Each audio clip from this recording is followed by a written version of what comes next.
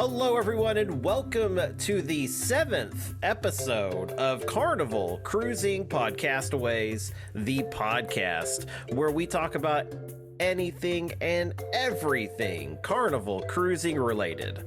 My name is Trevor Shelby, and joining me on this crazy, kooky, cruising adventure is my good friend, Thomas Kennedy. How you doing, Tom? I'm good. I just went back in time and did that What's Up thing. Well, hey, I liked that Super Bowl commercial. It was funny. Well, I'm kind of going back in time anyway because we've got a special guest who I know this is exciting. Yeah, and he's someone that I know, so it's like I'm going back in time. yeah, and I'm going back in time, and my hair is growing back. For those of you who can't see me, which is all of you, I put my head down in the camera and you can see right through my hair to my scalp.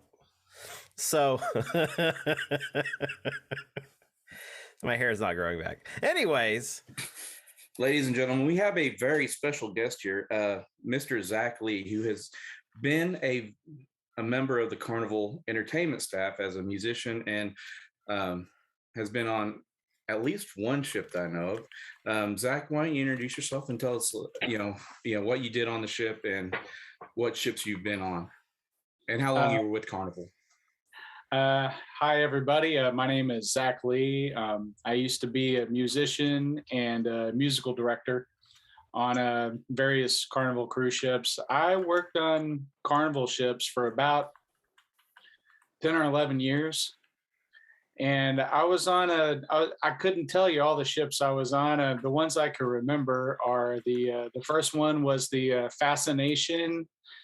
I was on the Jubilee, the Celebration. I think I was on the Holiday for a little bit.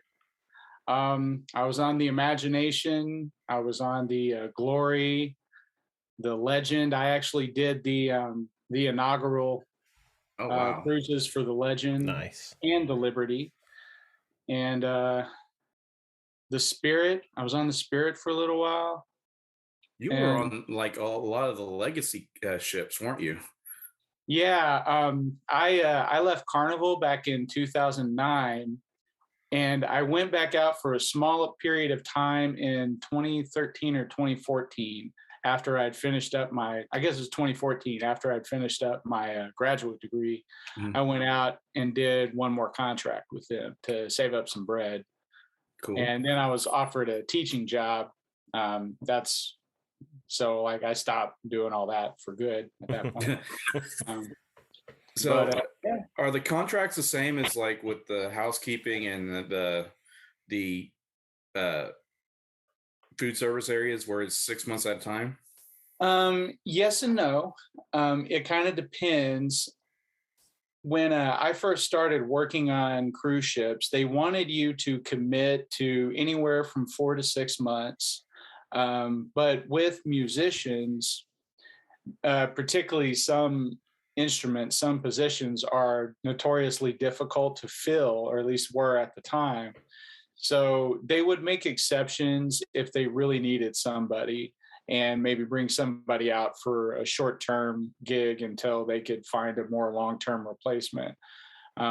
Personally, my contracts were usually a little bit longer because the way I had my situation at the time, I got out of my lease and everything when I went out on ships for good.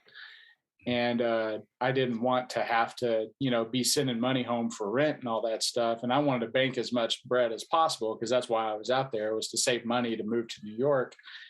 And so I would do 8-month, 10-month contracts pretty regularly. And the longest contract I did was just shy of 13 months. That's a long time out at sea. Yeah. I did go a little crazy on that one.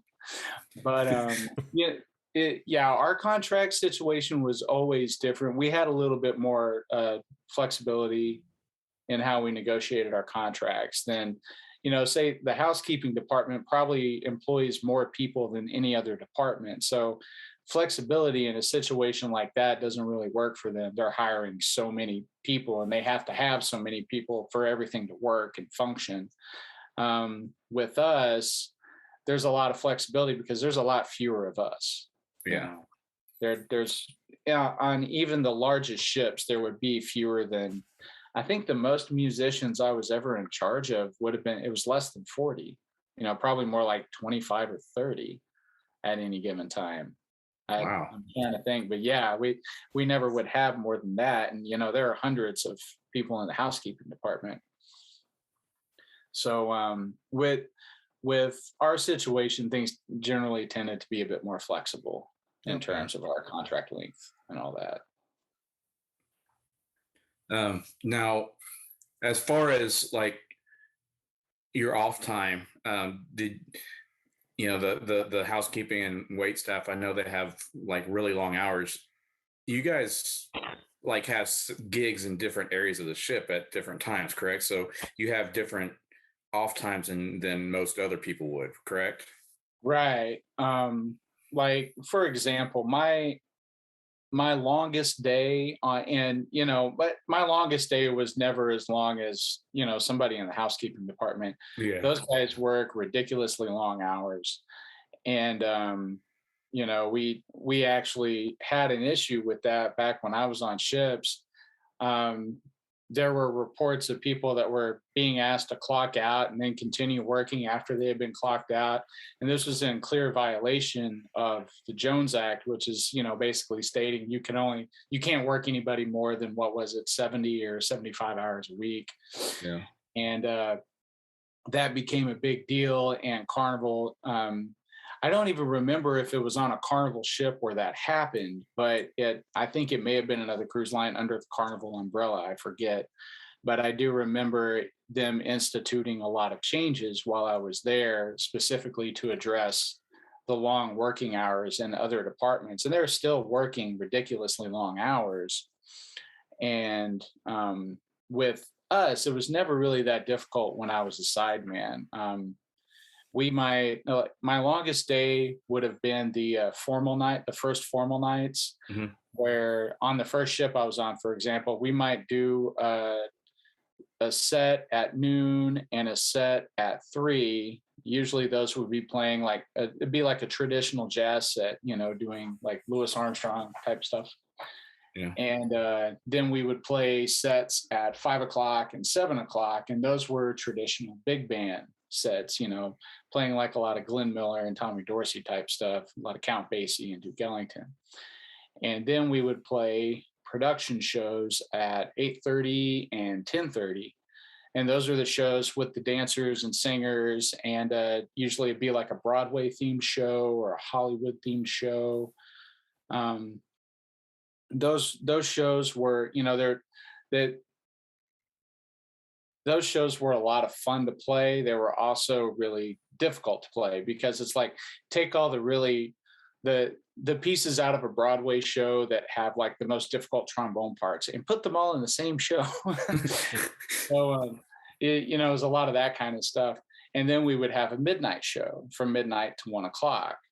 So on those days, our day would start at noon and end around 1 a.m. And those were long days, and your brass players in particular had to be really solid in terms of their abilities. And we had to hire guys that could play a whole lot of different kinds of music really well.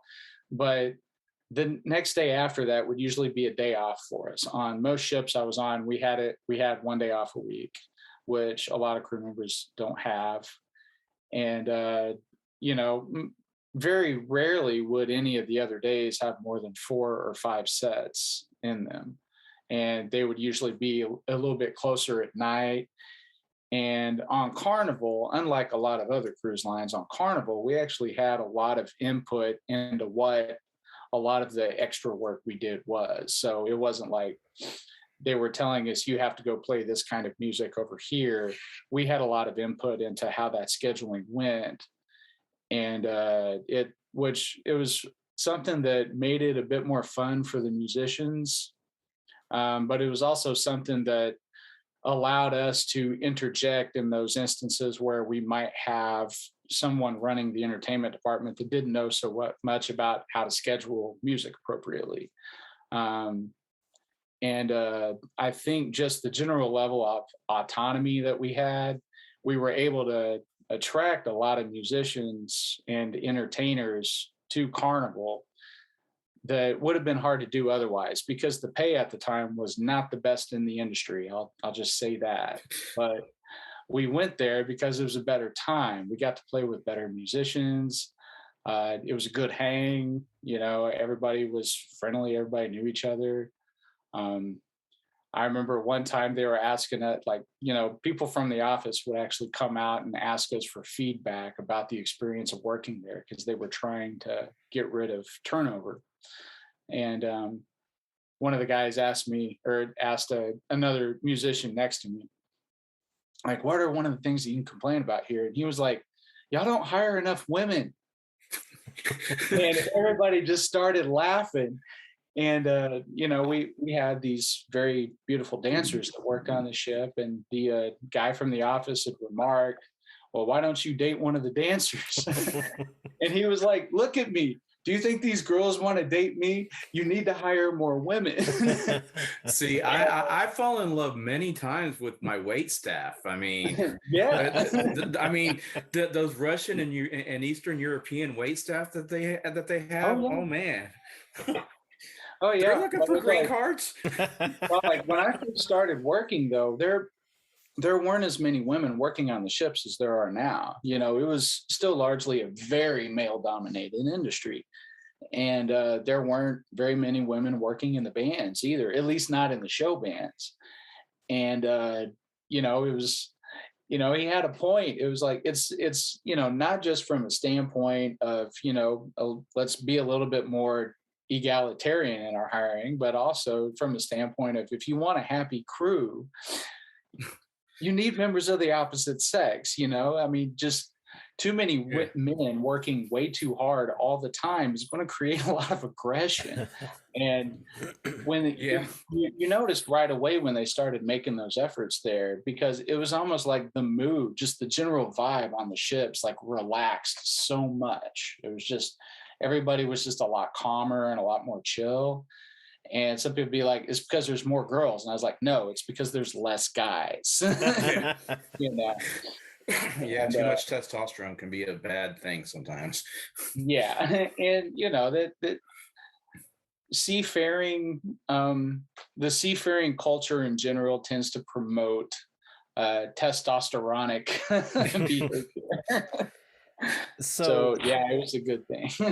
So with any downtime that you had or days off, were you able to freely roam the boat, or were you kind of regulated to certain areas of the ship? With musicians and the rest of the entertainment department, we generally had not so much guest privileges, but guest area privileges. We could go into any of the guest areas. We couldn't go into their cabins or anything. Right. That was always a big no-no. But we could go out on the Lido deck, go out on the promenade deck. We could, if we were in port, we could go swimming in the pools up on Lido deck. But if we were in port, we got off the ship. That makes sense. That was you might have a band with 10 guys that are heavy drinkers in it. I'm not saying they were all like that, but some of them were. That's, we would all try a lot of us, we got along really well. One band that I was in, I managed to get a whole lot of guys that I went to school with at UCO on that band. So, and the other half of the band that wasn't UCO guys were all these guys from Canada that knew each other. And we were all really good buddies. It was like a family. And we used to go out and party together all the time. Was Jacob Staggs one of those? Jacob Staggs, Jacob and I were not on the same ship together because we both played trombone, and they only hired one trombone at that time.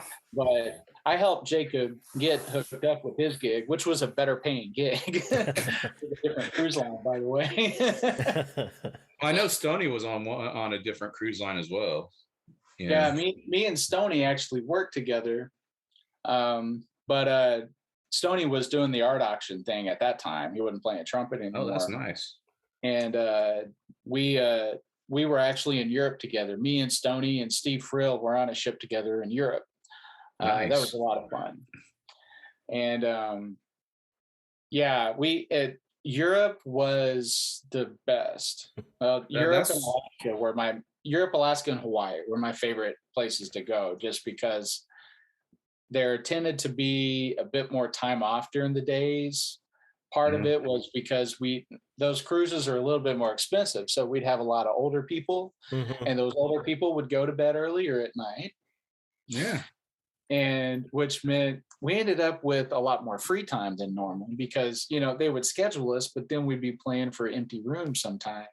So we were like, hey, well, let's do this. They'll like this. This will be a big band thing. This will be a jazz thing.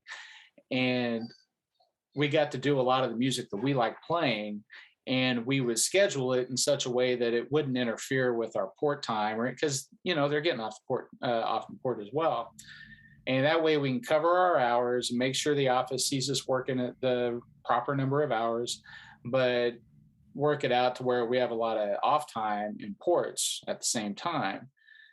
And Europe was great. Part of it was because, I had friends there from other ships and from college, but it was also just the amount of time I had off in port to go and visit, just walk through Venice, or go to Rome, go see the Sistine Chapel, just all that kind of stuff. It was great. Yeah.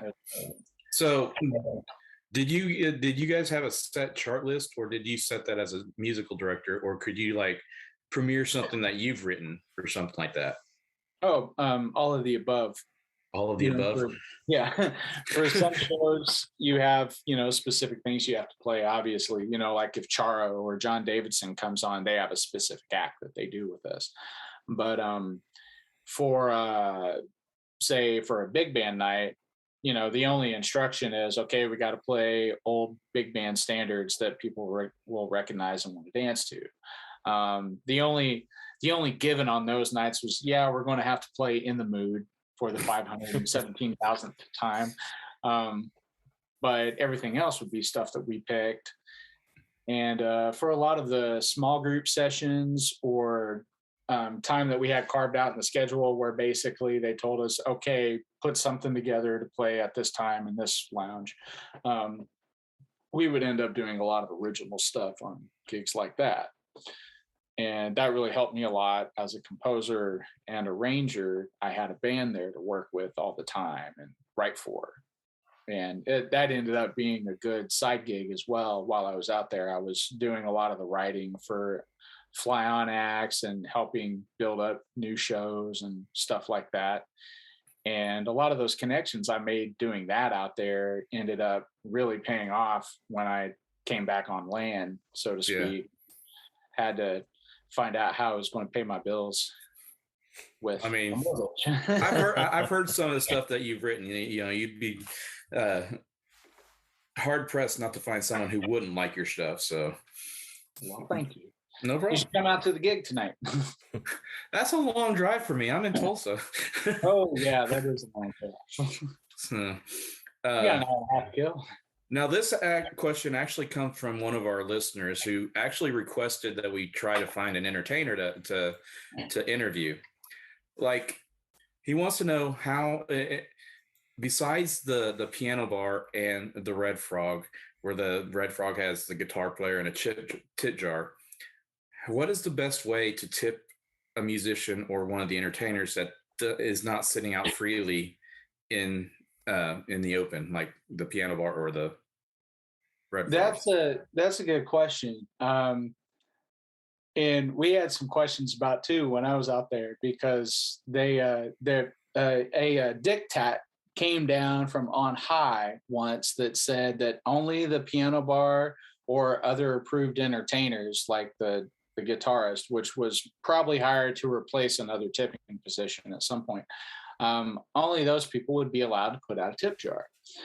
And it had actually come down after a ship that I was on, where we used to, even when we weren't scheduled, we had these sea days where, we'd be at sea and we had a rehearsal time scheduled on that day, and they took it away from us.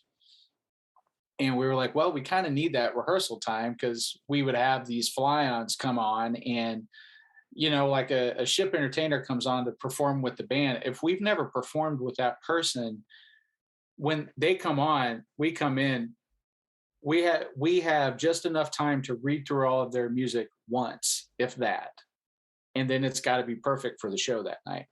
That's why, like, when we were hiring musicians, people that ended up out there that couldn't handle that sort of pressure would get fired. There used to be horror stories that I would hear about guys that had been on a ship for like 2 hours and they're already getting fired. Yeah. So like, it could be a stressful gig if somebody didn't have that skill level. And we were always just really protective of our rehearsal times, because we would have a show that night, and we need time to rehearse these fly-on entertainers. So what we did was we ended up putting that time as a set in the schedule, where we could go out on the promenade and play a jazz set or something. That way, if we had a new entertainer, they could just pass out all of their music to us, and we could play through it as part of a afternoon teaser show. But really, that would be our rehearsal. We're seeing that music for the first time right there in front of the passengers. And I'd be on the thing, like, explaining to them, hey guys, these guys are working really hard for you. We're just now seeing this music for the first time. You're getting to see a live rehearsal right now. Here, tip your musicians. They're working hard for you. And I don't think it's a coincidence that we got the diktat to not do that a couple of months after that. And so, like, if you're trying to throw a tip to the other people in the band, going up to them after a set is finished and handing them cash is fine. It's just, they can accept tips. They just can't ask for those tips. They can't put out tip jars unless, you're like the piano bar guy or something.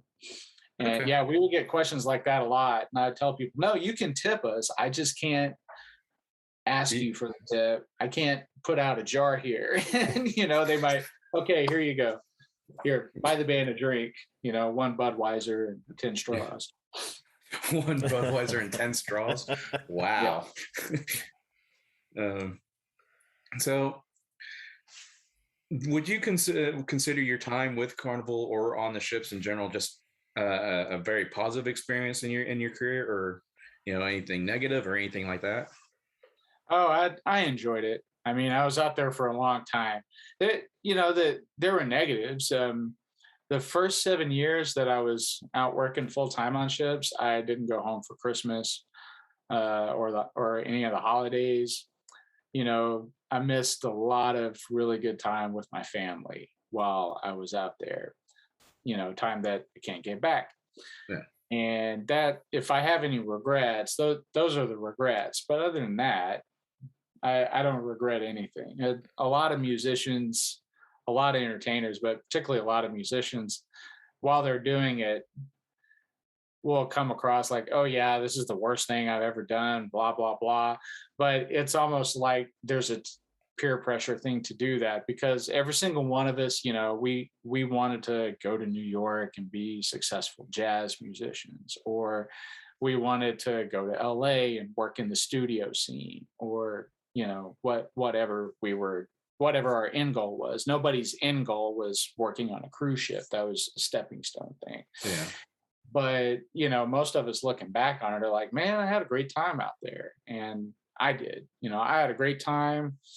I was able to save some money while I was out there. And that money is how I was able to finish up my bachelor's degree and pay for my master's degree as well. And I got better as a player. I got better as a writer.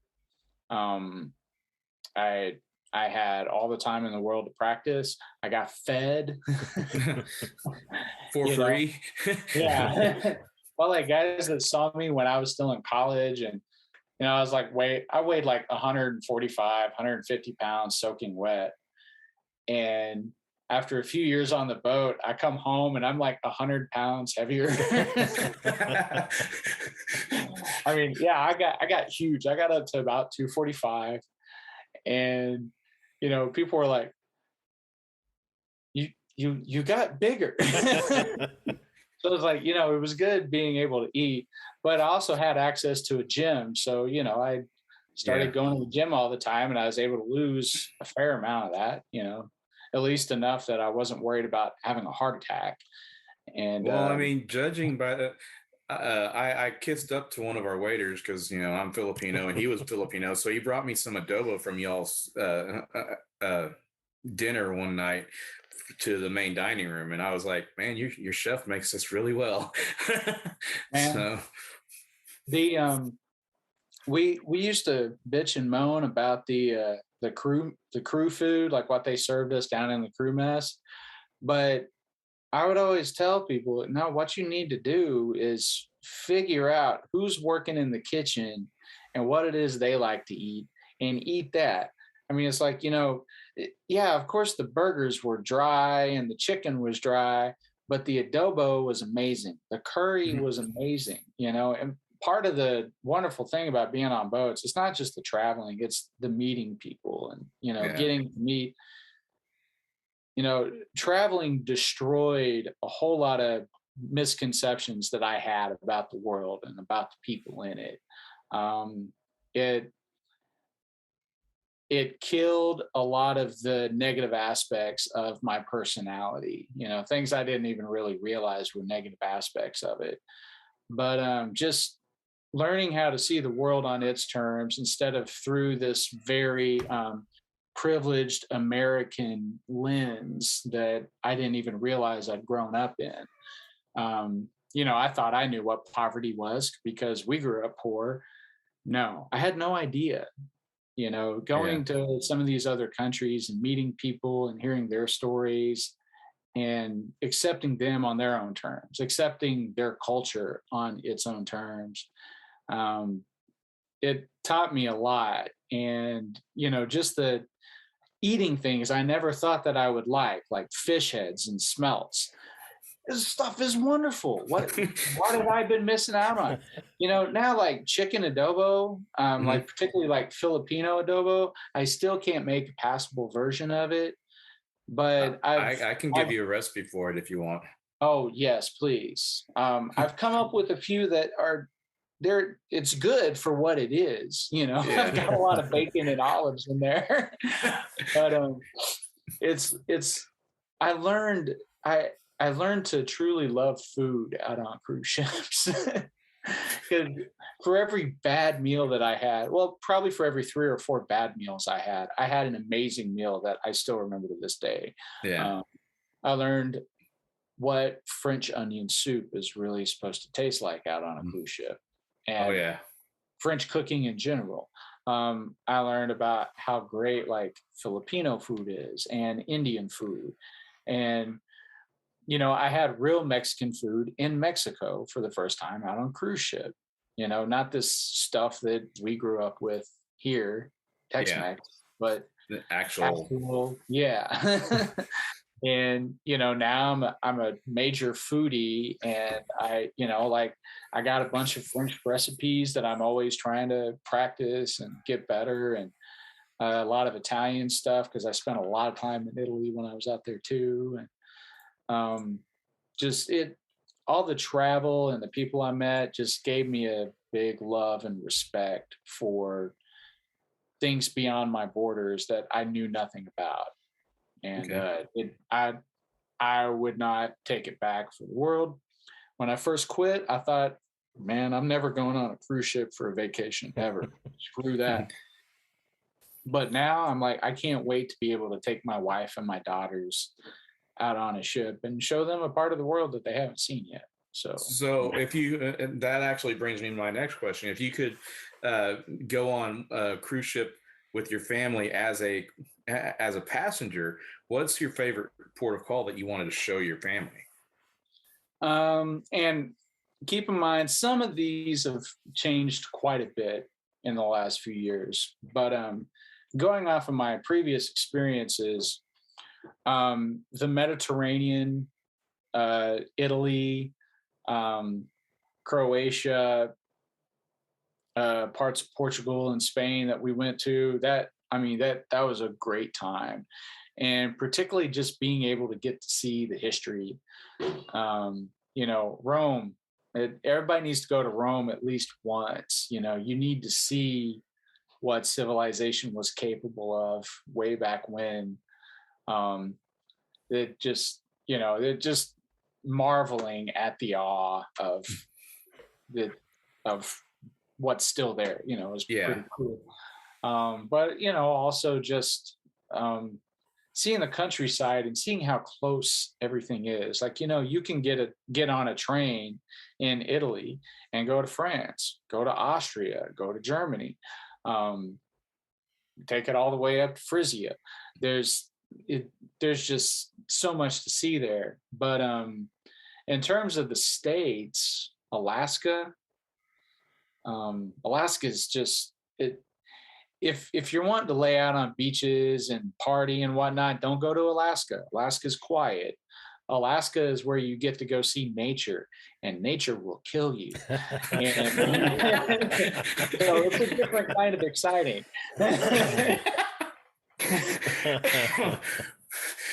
That's going to be a soundbite. That's what Alaska teaches you, is that nature doesn't give a shit about you. You're going to have to put that out. Nature will kill you, but it's beautiful, Yeah. I've always wanted to take an Alaskan cruise. I'm kind of jealous of one of my friends. He's going on an Alaskan cruise this summer with his family. And of course he's excited because he was stationed there for 5 years and he gets to see a side of Alaska that he didn't have to be working in. Yeah.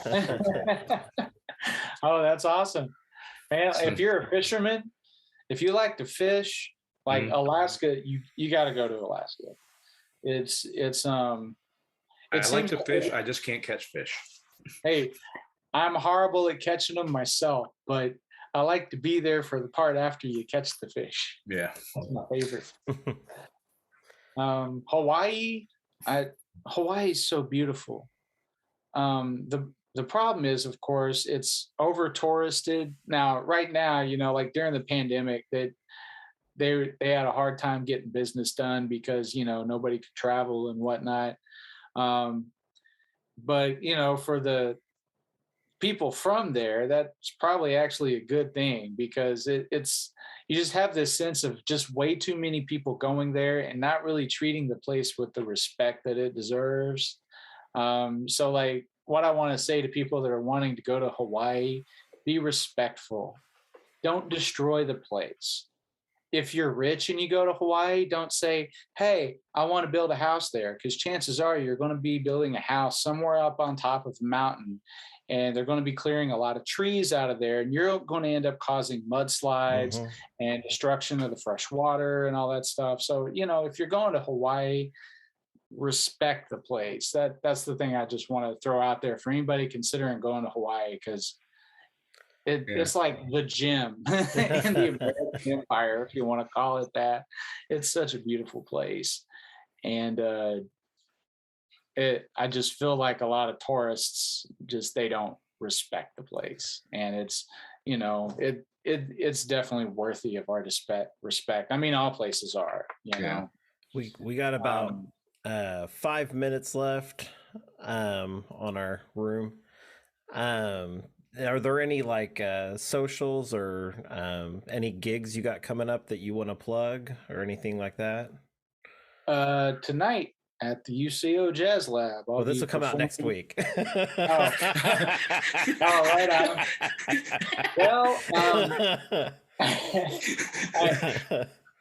I can't really think. I cleared out my January calendar because the whole family got COVID, and then a whole bunch of other stuff came up.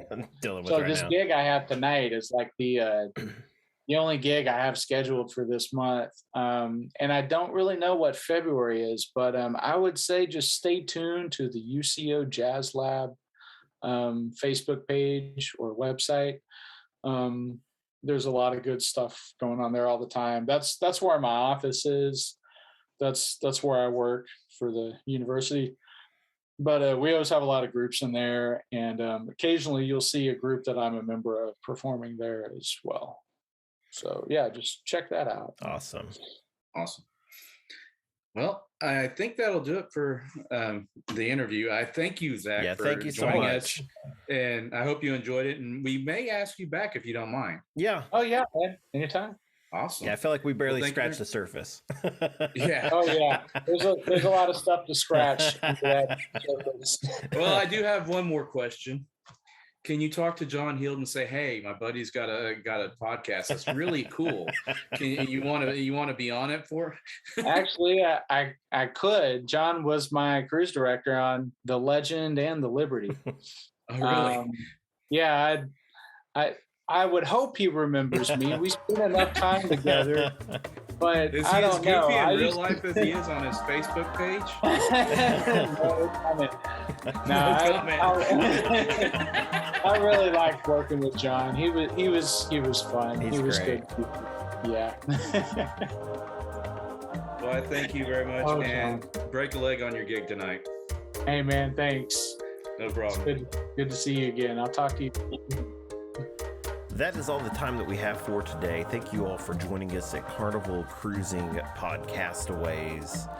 You can find us on Facebook under Carnival Cruising Podcastaways, and make sure you subscribe to the podcast. That would just be, so wonderful. Give us a like, share, subscribe, all that stuff, and we'll see you guys next week. See ya.